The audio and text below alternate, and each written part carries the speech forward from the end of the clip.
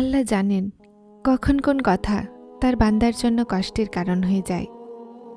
তিনি অনেকবার চান তোমাকে। তিনি জানেন তোমার পরীক্ষা অনেক দীর্ঘ হয়ে গেছে। উনি জানেন দোয়া করতে করতে তোমার কত বছর হয়ে গেল।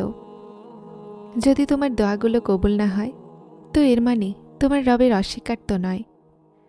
তার পছন্দ তোমার অস্থির হয়ে যাওয়া, তার ভালো লাগে বারবার তোমার চাওয়া। যখন তুমি বিশ্বাস নিয়ে তার সামনে যাও, তিনি সবাইকে বেছে নেন না তার ভালোবাসার জন্য। উনি এই সুযোগ সবাইকে দেন না, কিন্তু শুধু কিছু মানুষের চাওয়া তার পছন্দ হয়ে যায়। ভাঙা অন্তরগুলোকে তিনি একা ছাড়েন না। তার শুধুমাত্র তোমার সিজদা পছন্দ হয়ে যায়। যখন তিনি তোমার ভাঙা হৃদয়কে নিজের জন্য বেছে নিয়েছেন, তো তোমার দোয়াগুলোকেও তার জন্য বেছে রেখেছেন। উনি দেরি করছেন, কিন্তু অস্বীকার নয়। তিনি উত্তমকে সর্বোত্তম করছেন। তিনি তোমার সবরকে ভেঙে যাওয়ার আগে তোমাকে ধরে নিবেন। কখনো কখনো মন চায় যে আমার রব আমার সব দোয়াগুলোতে কোন বলুক, আর সেই রব আমার হাত ধরে আমাকে ভরসা দিক। তিনি আমাকে বলুক, উনি আমার প্রতিটা হতাশাকে আশায় বদলে দিবেন। উনি আমাকে বলুক যে আমার সিজদাতে করা অশ্রু সম্পর্কে তিনি উদাসীন নন। সেই রব আমাকে বলুক যে আমাকে আমার সহ্যের চেয়ে বেশি পরীক্ষা করা হচ্ছে না। সেই রব আমাকে বলুক যে তিনি আমার বারবার আকাশের দিকে তাকানোকে দেখছেন।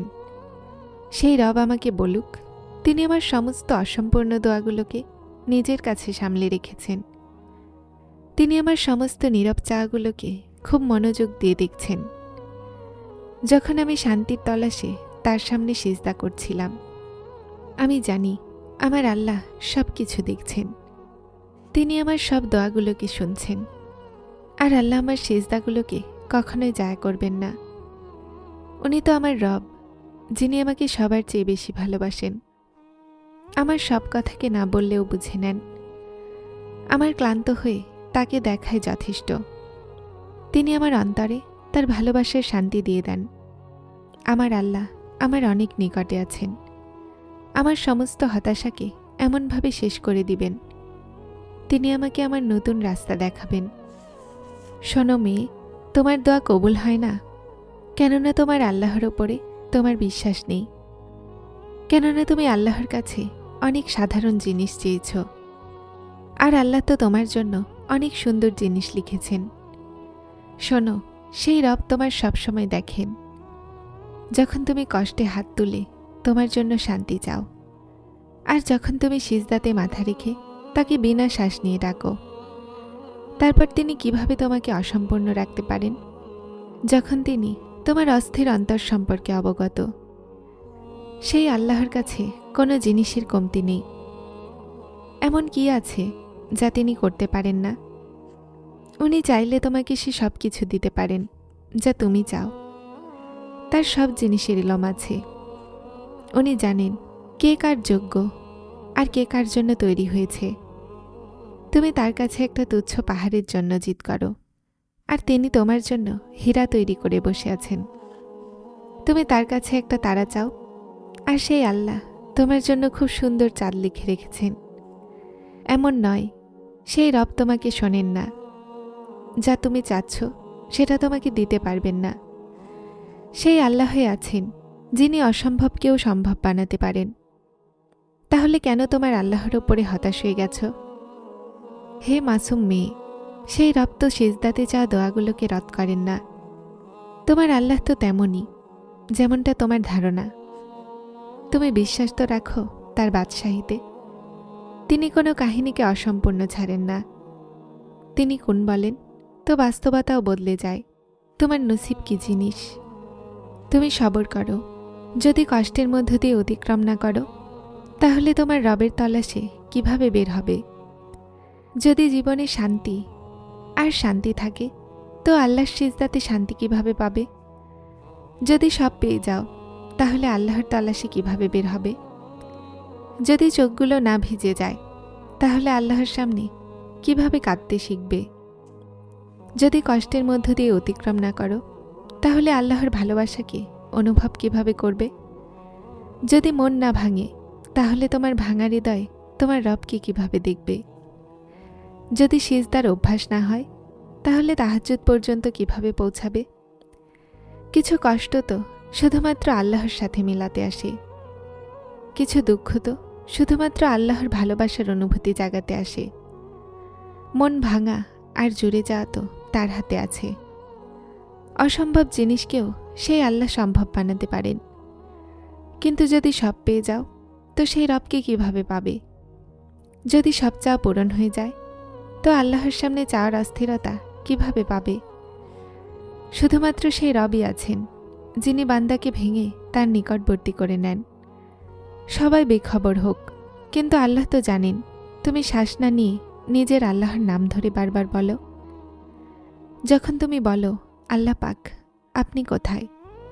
যখন তুমি বলো, আমি ক্লান্ত হয়ে গেছি আমার আল্লাহ, আমার সাহায্য করুন, আমার আপনার প্রয়োজন। যখন তুমি তোমার ভাঙা হৃদয়ের কষ্ট তোমার আল্লাহর সামনে বলো, সেই মুহূর্ত এমন হয় যখন মানুষ আর আল্লাহর সামনে একটুও দূরত্ব থাকে না। তারপর আল্লাহ তার ভাঙা বান্দার হাত ধরে নেন আর তাকে তার সমস্ত কষ্ট সমেত নিজের রহমতের চাদরে ঢেকে নেন। তখন আল্লাহ তার বান্দাকে শিখান যে তিনি কোনো দোয়াই রদ করেন না। কথা শুধুমাত্র এটাই যে তিনি প্রতিটা জিনিস উত্তম রূপে দান করেন। যে কোনো পরিস্থিতিতে সবর করতে শিখান। তারপর আমরা কেন ভুলে যাই যে যখন তিনি কোন বলেন, তো দুনিয়ার সমস্ত শক্তি ফায়াকুনের তাসবি করে। আর তারপর সেই রব যা চান, যেভাবেই চান, হয়ে যায়। তিনি সবরের প্রহরকে কখনোই অসম্পূর্ণ ছাড়েন না। যে কষ্ট দুনিয়া বুঝতে পারে না, সেটা আল্লাহ একটা সিজদাতে বুঝতে পারেন। তাহাজ্জুদে চাওয়া দোয়াগুলো আল্লাহর থেকে সেটার কোণের সুপারিশ করে। অর্ধরাত্রে করা সিজদা আল্লাহর থেকে নীরব দোয়াগুলোর কবুলিয়তের বিশ্বাস দেয়। তাহাজ্জুদ আল্লাহর ভালোবাসা হাসিল করায়। আল্লাহর সাথে সাক্ষাৎ করার উত্তম সময় হয়। আল্লাহর মানুষের ঘুম থেকে উঠে তার সামনে সিজদা করা আর অশ্রুর ফোঁটার মাধ্যমে আল্লাহকে বলা খুব পছন্দ। সেই সময় চা দোয়াগুলো বান্দার তকদির বদলে দেয়, অসম্ভবকে সম্ভব রাস্তা দেখিয়ে দেয়। তাহাজ্জুদের রাস্তায় চলতে থাকা মুসাফির কখনো মঞ্জিলকে হাসিল না করে ফিরে আসে না। তাহাজ্জুদ সেই প্রিয় ইবাদত যা আল্লাহর থেকে নিজের কথায় রাজি করানোর ক্ষমতা রাখে। তাহাজ্জুদ বান্দাকে ভালোবাসার অনুভূতি দেয়। এটাই সেই সময় যখন আল্লাহ তার ভাঙা বান্দাকে শান্তির দুনিয়ায় আনে। আল্লাহ জানেন কখন কোন কথা তার বান্দার জন্য কষ্টের কারণ হয়ে যায়। তিনি অনেক চান তোমাকে। তিনি জানেন তোমার পরীক্ষা অনেক দীর্ঘ হয়ে গেছে। উনি জানেন দোয়া করতে করতে তোমার কত বছর হয়ে গেল। যদি তোমার দোয়াগুলো কবুল না হয়, তো এর মানে তোমার রবের অস্বীকার্য নয়। তার পছন্দ তোমার অস্থির হয়ে যাওয়া, তার ভালো লাগে তোমার বারবার চাওয়া। যারা চ্যানেলটিতে নতুন এসেছেন তারা স্পিরিচুয়াল কোড চ্যানেলটিকে সাবস্ক্রাইব করে আমার সাথে থাকুন। আসসালামু আলাইকুম।